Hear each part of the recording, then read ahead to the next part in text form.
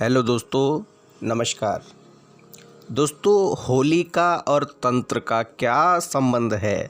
तो बहुत गहरा संबंध है दोस्तों। होली ऐसा त्यौहार है, ये ऐसी पूर्णिमा है जब तंत्र सबसे अधिक यूज़ किया जाता है या सिद्ध किया जाता है। तांत्रिक सिद्धियां प्राप्त करते हैं इस दिन, क्योंकि इस दिन सभी ग्रह, सभी नक्षत्र और ये जो तंत्र सिद्धियां होती हैं, जिसकी भी तंत्र सिद्धि करनी होती है, वे बहुत जल्दी इसका रिज़ल्ट देती हैं। दोस्तों, इस दिन बहुत जल्दी आपको रिज़ल्ट मिलता है, बहुत जल्दी आपकी कोई भी क्रिया सिद्ध होती है और इसलिए होली के समय पर बहुत अधिक तांत्रिक क्रियाएं की जाती हैं। सिर्फ तांत्रिक क्रियाएं ही नहीं, अत्विक सात्विक क्रियाएं भी बहुत की जाती हैं। दोस्तों, इसीलिए कहा जाता है, हमारे बड़े बुजुर्ग, हमारे पूर्वज कह के जाते हैं कि होली के समय पर, दीपावली के समय पर, महाशिवरात्रि और जन्माष्टमी के समय पर लोगों को सावधान रहना चाहिए। लोगों को चौराहा बड़ी सावधानी के साथ पार करना चाहिए, भगवान का नाम लेते रहना चाहिए, क्योंकि इस समय पर बहुत अधिक तांत्रिक क्रियाएं होती हैं।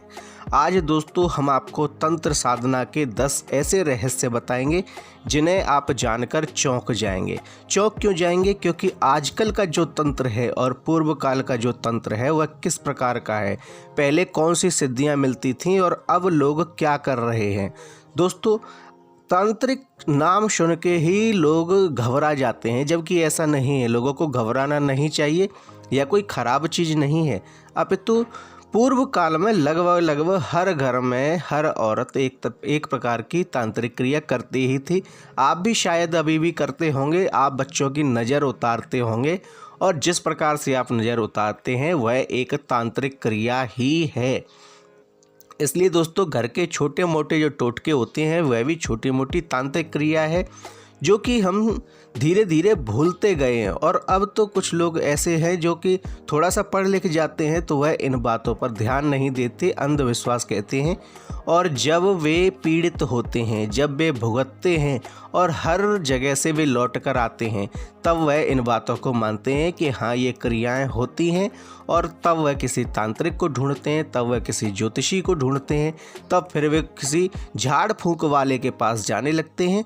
और फिर यही होता है, जब वे ऐसी जगह पर जाते हैं तो अपना नुकसान करवा बैठते हैं, क्योंकि उन्हें पता ही नहीं है कि उन्हें करना क्या है, उन्हें करवाना क्या है, और वे गलत जगह चले जाते हैं।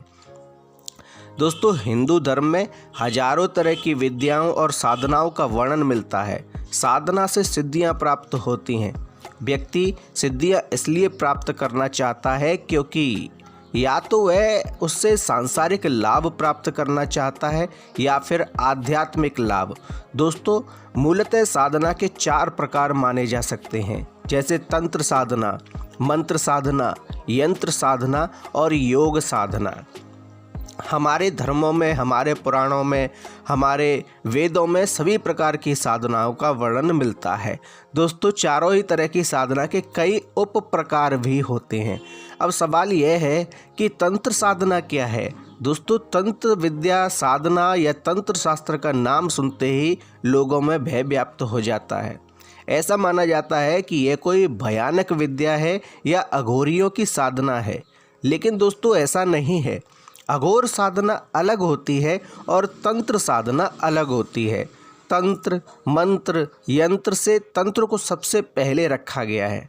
दोस्तों, तंत्र एक रहस्यमय विद्या है जो हिंदू धर्म के साथ साथ बौद्ध धर्म, जैन धर्म, मुस्लिम धर्म, इस विद्या का प्रचलन है। दोस्तों, आज हम आपको इसके 10 रहस्य उजागर करते हैं, जिन्हें जानकर आप चौंक जाएंगे और आप अपनी नॉलेज में काफ़ी इजाफा करेंगे। हेलो दोस्तों, मैं DRX संतोष सिंह अपने YouTube चैनल पर आप सभी लोगों का स्वागत करता हूं। दोस्तों, आज के इस वीडियो में मैं आपको तंत्र से संबंधित कुछ बातें बताने जा रहा हूं, जिन्हें जानकर आपके मन में बहुत सारी क्लैरिटी आ जाएगी। आपके मन में बहुत सारे जो प्रश्न हैं वे भी समाप्त हो जाएंगे। और फिर भी आपके मन में अगर कोई प्रश्न रहते हैं तो आप हमसे इस वीडियो के माध्यम से इसके कमेंट में डालकर पूछ सकते हैं। हर संभव प्रकार के प्रश्न का हम जवाब देने का पूर्ण प्रयास करेंगे। दोस्तों, साधारण अर्थ में तंत्र का अर्थ तन से है या एक सिस्टम से है। दोस्तों मंत्र का अर्थ मन से है और यंत्र का अर्थ किसी मशीन से है, किसी वस्तु से है जो कि निर्जीव हो। दोस्तों तंत्र का एक दूसरा अर्थ है व्यवस्था। तंत्र मानता है कि हम शरीर में हैं और यह एक वास्तविकता है। दोस्तों भौतिक शरीर ही हमारे सभी कार्यों का एक केंद्र है, अतः इस शरीर को हर तरह से तृप्त और स्वस्थ रखना अत्यंत जरूरी है। इस शरीर की क्षमता को बढ़ाना जरूरी है। इस शरीर से ही आध्यात्म को साधा जा सकता है, इसे योग भी कहा जा सकता है। दोस्तों तंत्र का मांस, मदिरा, संभोग से किसी भी प्रकार का कोई संबंध नहीं है।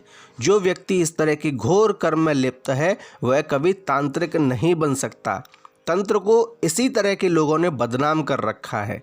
कैसे कर रखा है? क्यों, आपने भी सुना होगा कि बलि लगती है या भोग लगता है या दारू, शराब, मांस इत्यादि का भोग लगता है, तो वे किसके लिए लगती हैं आगे इस वीडियो में आप जानेंगे। वीडियो को अंत तक अवश्य देखिएगा, हम पूरा क्लियर कर देंगे कि कौन लोग हैं जो कि भोग लेते हैं, जो कि मांस मदिरा का सेवन करते हैं, संभोग करते हैं, जबकि तंत्र में क्या होता है और आपको कैसी साधना करनी चाहिए। दोस्तों तांत्रिक साधना का मूल उद्देश्य सिद्धि से साक्षात्कार करना है। इसके लिए आपको अंतर्मुखी होकर साधनाएं की जाती हैं।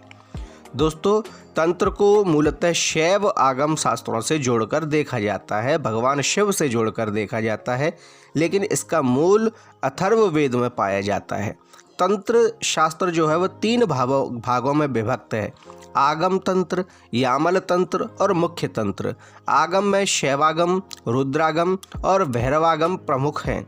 बराही तंत्र के अनुसार इसमें सृष्टि, प्रलय, देवताओं की पूजा, सत्कर्मों के साधन, पुरुषचरण, षटकर्म साधन और 4 प्रकार के ध्यान योग का वर्णन है। इसे आगम कहते हैं, जिससे सृष्टि तत्व, ज्योतिष, नित्य कर्म, कर्म, सूत्र, वर्ण भेद और युग धर्म का वर्णन हो, उसे यामल कहते हैं। इसी तरह जिसमें सृष्टि, लय, मंत्र, निर्णय, तीर्थ, आश्रम धर्म, कल्प, ज्योतिष संस्थान, व्रत कथा, शौच, असौच, स्त्री पुरुष लक्षण, राजधर्म, दान धर्म, युग धर्म, व्यवहार तथा आध्यात्मिक नियमों का वर्णन हो, उसे मुख्य तंत्र कहते हैं। तंत्र यानी कि सिस्टम। वहीं दोस्तों बराही तंत्र के अनुसार तंत्र के 9 लाख श्लोकों में से 1 लाख श्लोक भारत में है।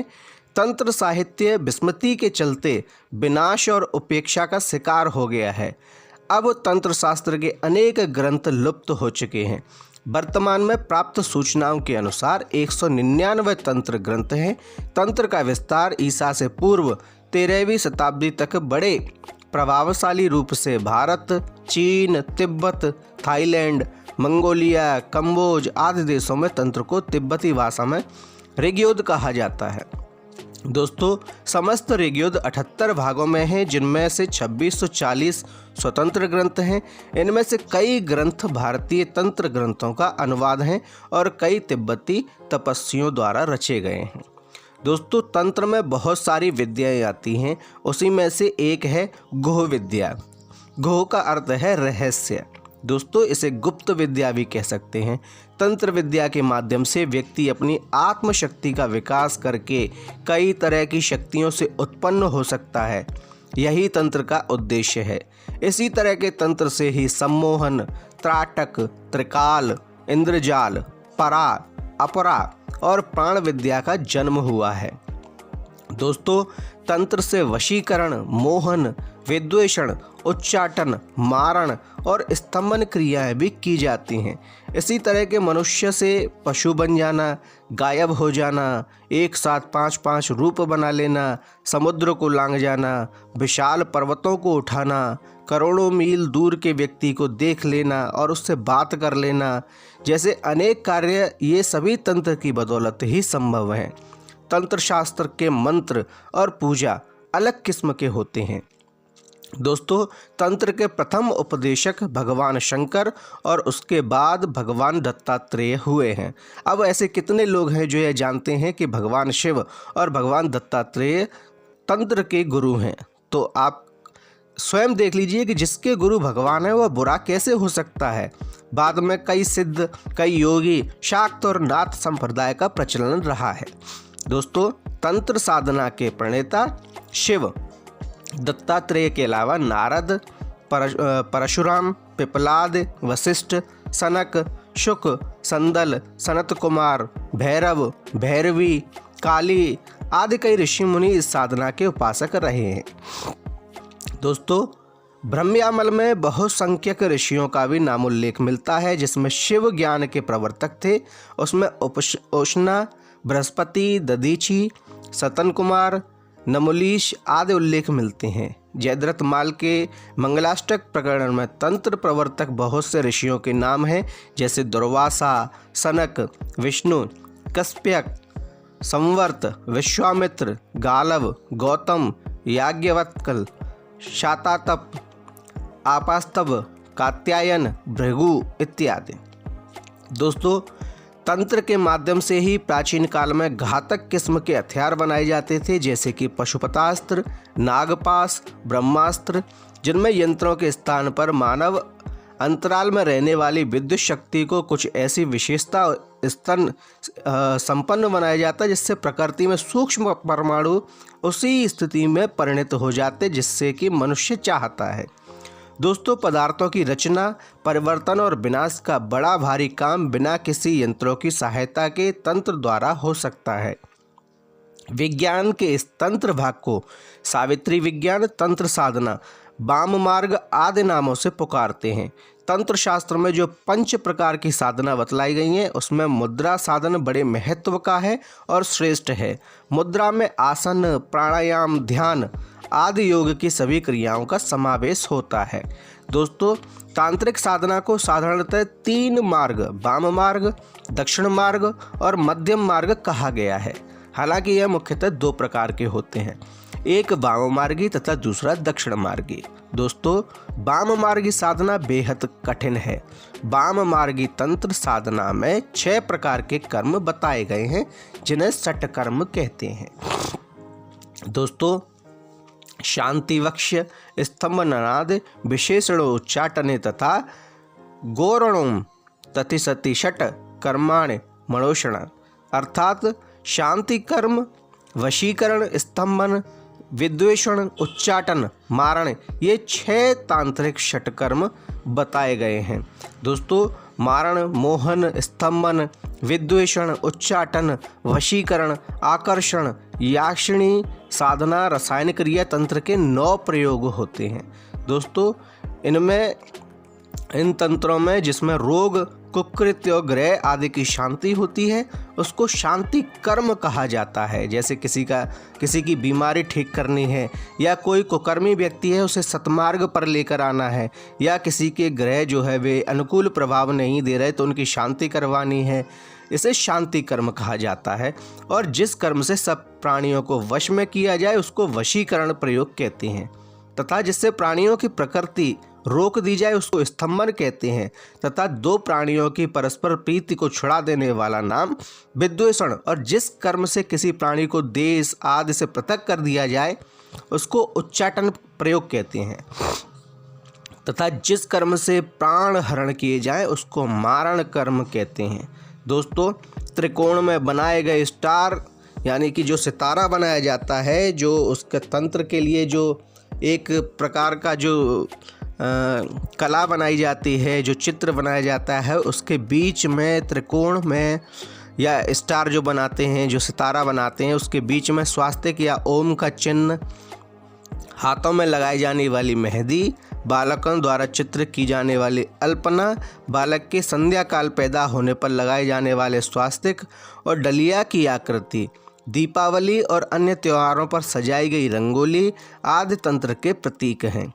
आपने देखा होगा आपके घर में बच्चे होते हैं तो आप अपने घरों की दीवारों पर कुछ चित्र बनाते हैं, कुछ रंगोली इत्यादि बनाते हैं, तो ये सभी तंत्र का ही प्रतीक है, ये तंत्र ही होता है दोस्तों। और हम ये बात नहीं जानते, आजकल की पीढ़ी इस बात को नहीं जानती है। वे तो बस उनके पूर्वज करते थे इसलिए वे करते हैं। जबकि आपकी पूजा में उपयोग होने वाला चौक, जो कि जैसे आप किसी कलश स्थापना करते हैं उससे पहले आटे या रंगोली से नीचे जो आप कलाकृति बनाते हैं वह भी एक प्रकार का तंत्र ही होता है। दोस्तों हालांकि तंत्र के और भी प्रतीक हैं, जैसे योग की मुद्राएं, क्रियाएं इत्यादि। मुख्यतः 3 प्रकार के तंत्र होते हैं: वैदिक मंत्र, तांत्रिक मंत्र और शावर मंत्र। तांत्रिक बीज मंत्रों में ह्लीम, क्लीम, श्रीम, एम, क्रूम ऐसे अक्षरों का प्रयोग होता है। ये बीज मंत्र होते हैं। जिस भी मंत्र के प्रारंभ में इस तरह के अक्षर होते हैं वे सभी तांत्रिक मंत्र होते हैं। आपने जैसे तांत्रिक का आपने चामुंडा मैया का सुना होगा, ओम ह्लीम क्लीम चामुंडाय स्वाहा। तो जो ह्लीम क्लीम ऐसे जो बीज मंत्र होते हैं वे तंत्र के लिए यूज़ होते हैं। एक अक्षर से पता चलता है कि यह किस देवता का मंत्र है। जैसे लक्ष्मी माता के लिए श्रीम का उपयोग होता है, काली माता के लिए क्रीम का प्रयोग होता है। तांत्रिक मंत्रों में एकाक्षरी मंत्र ओम क्रीम, 3 अक्षरी काली मंत्र ओम क्रीम ह्रूम ह्रीम, 5 अक्षर काली मंत्र ओम क्रीम ह्रूम ह्रीम हुम फट, 6 काली मंत्र ओम क्रीम कालिके स्वाहा। इस तरह के मंत्र होते हैं और ये बीज मंत्र कहलाते हैं। दोस्तों अब बात आती है कि आखिर आप अगर तांत्रिक हैं या कोई तांत्रिक साधना करता है तो उसे किसकी साधना करनी है, किसकी साधना वह करता है और किसकी नहीं करनी है। तो दोस्तों तंत्र के अनुसार आपको देवी काली, अष्टभैरव, नव दुर्गा, 10 महाविद्या, 64 योगिनी आदि देवियों की साधना की जाती है तंत्र के अंदर। इसके अतिरिक्त देवता में बटुक भैरव, काल भैरव, नाग महाराज की साधना की जाती है।